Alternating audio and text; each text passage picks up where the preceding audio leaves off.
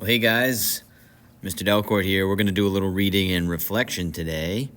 And today we're going to read from a December story in the Sand County Almanac by Aldo Leopold called Home Range. And this is a really interesting one where he starts to think out loud a little bit about how to figure out the size of these creatures' home ranges. You have to remember this story is written in the book is published in the 1940s, so this story could be written in the, any time before that.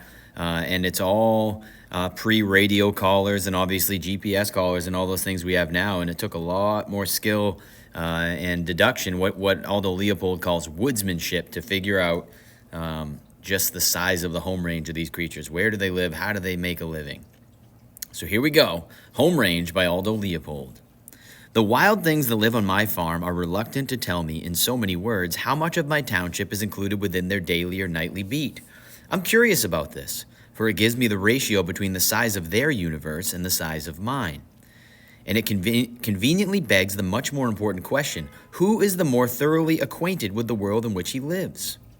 Like people, my animals frequently disclose by their actions what they decline to divulge in words. It is difficult to predict when and how one of these disclosures will come to light. The dog, being no hand with an axe, is free to hunt while the rest of us are making wood. A sudden yip, yip, yip gives us notice that a rabbit flushed from his bed in the grass is headed elsewhere in a hurry. He makes a beeline for a woodpile a quarter-mile distant, where he ducks between two corded stacks, a safe gunshot ahead of his pursuer. The dog, after leaving a few symbolic tooth marks on the hard oak, gives it up and resumes his search for some less canny cottontail, and we resume our chopping.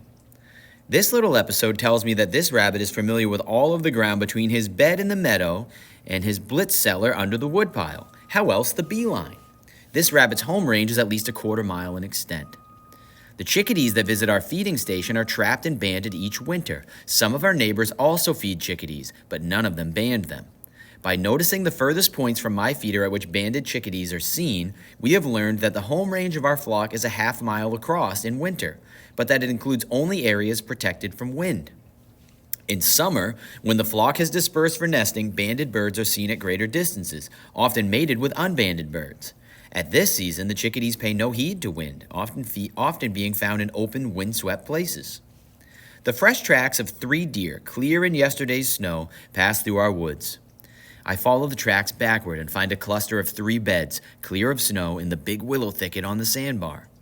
I then follow the tracks forward. They lead to my neighbor's cornfield, where the deer have pawed waste corn out of the snow and also tousled some of the shocks. The tracks then lead back by another route to the sandbar.